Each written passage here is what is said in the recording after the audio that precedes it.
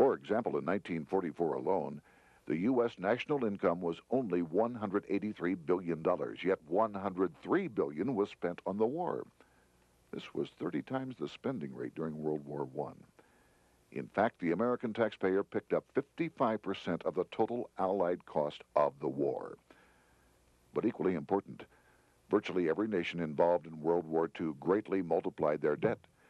In the U.S., for example, federal debt went from $43 billion in 1940 up to $257 billion in 1950, an increase of 598%. Between 1940 and 1950, Japanese debt swelled 1,348%. French debt grew 583%, and Canadian debt soared 417%. After the war, the world was now divided into two economic camps: communist command economies on the one hand versus monopoly capitalists on the other, set to fight it out in one perpetual and highly profitable arms race. It was finally time for the central bankers to embark in earnest on their three-step plan to centralize the economic systems of the entire world and finally bring about their global government or New World Order. The phases of this plan were: Step 1, central bank domination of national economies worldwide. Step 2, centralize regional economies through organizations such as the European Monetary Union and regional trade unions such as NAFTA. Step 3, centralize the world economy through a world central bank, a world money, and ending national independence through abolition of all tariffs by treaties like GATT. Step 1 was completed long ago. Steps 2 and 3 are far advanced, nearing completion. What about gold? Among central banks, the largest holder of gold is now the IMF. It and central banks now control 2/3 of the world's gold supply, giving them the ability to manipulate the gold market. Remember the money changer's golden rule: he who has the gold makes the rules. But before we get into solutions to our problem, let's take a look at what happened to all that gold in Fort Knox. Because if we don't understand that the gold has been stolen, we'll allow ourselves to be stampeded into the wrong solution: a gold-backed currency. Most Americans still believe that the gold is still here at Fort Knox. At the end of World War II, Fort Knox contained over 700 million ounces of gold, an incredible 70% of all the gold in the world. How much remains? No one knows. Despite the fact that federal law requires an annual physical audit of Fort Knox gold, the Treasury has consistently refused to conduct one. The truth is that a reliable audit of whatever remains here has not been conducted since President Eisenhower ordered one in 1953. Where did America's gold in Fort Knox go? Over the years, it was sold off to European money changers at the $35 per ounce price.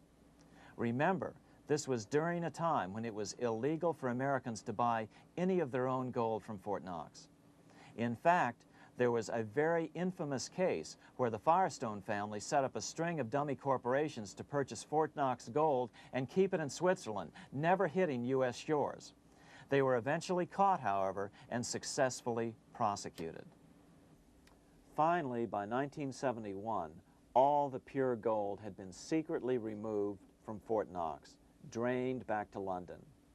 Once the gold was gone from Fort Knox, President Nixon closed the gold window by repealing Roosevelt's Gold Reserve Act of 1934, finally making it legal once again for Americans to buy gold.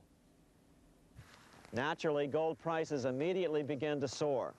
9 years later, gold sold for $880 per ounce, 25 times what the gold in Fort Knox was sold for. One would think that eventually someone in the government would get wind of what was happening and blow the whistle. The largest fortune in the history of the world stolen. Shades of the old James Bond film, Goldfinger. Well, as a matter of fact, Ian Fleming, the author of the James Bond series, was head of the British counterintelligence service, MI5. Some believe in the intelligence community that he wrote much of his fiction as a warning, as many authors of fiction do. If the removal of all the good delivery gold from Fort Knox can be viewed as a deliberate raid on the U.S. Treasury, then such an operation might well have been years in the making, namely 40 years. Certainly enough time for Fleming to get wind of it and try to prevent it. So just how did the story of the Fort Knox gold robbery get out? It all started with an article in a New York periodical in 1974. The article charged that the Rockefeller family was manipulating the Federal Reserve to sell off Fort Knox gold at bargain basement prices to anonymous European speculators. 3 days later, the anonymous source of the story, Louise Auchincloss Boyer, mysteriously fell to her death from the window of her 10th floor apartment in New York. How would Mrs. Boyer have known of the Rockefeller connection to the Fort Knox gold heist? She was the longtime secretary of Nelson Rockefeller.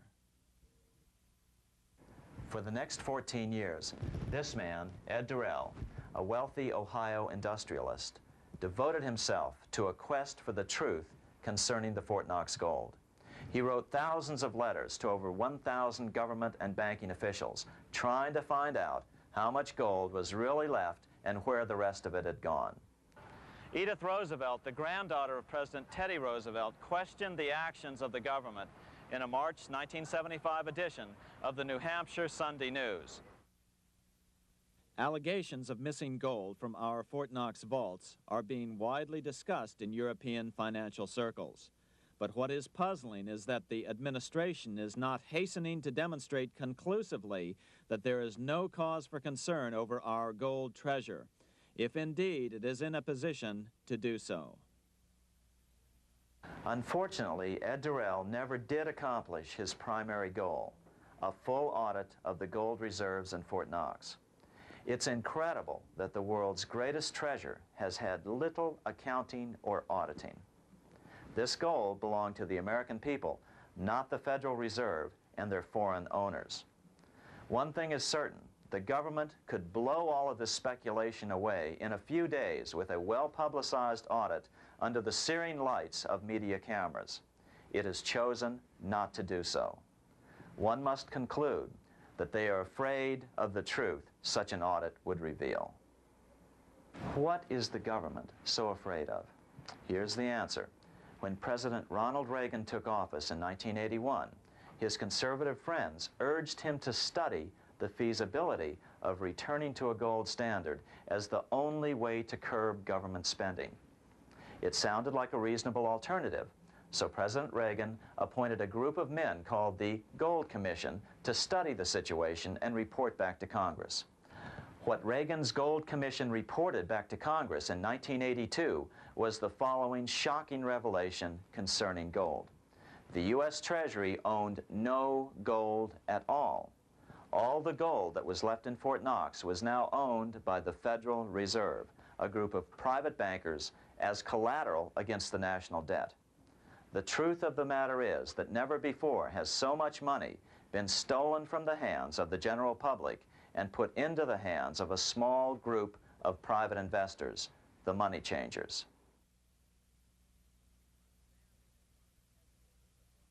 I'm standing in front of the headquarters of the International Monetary Fund located in Washington, D.C.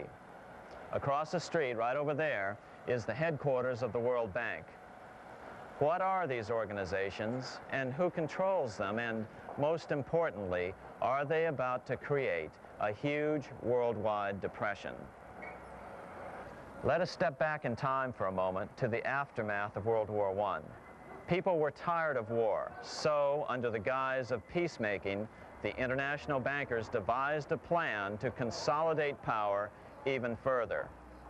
Claiming only an international government would stem the tide of world wars, the money changers pushed forward a proposal for world government which stood on three legs. A world central bank to be called the Bank of International Settlements, a world judiciary to be called the World Court located in The Hague, the Netherlands, and a world executive and legislature to be called the League of Nations.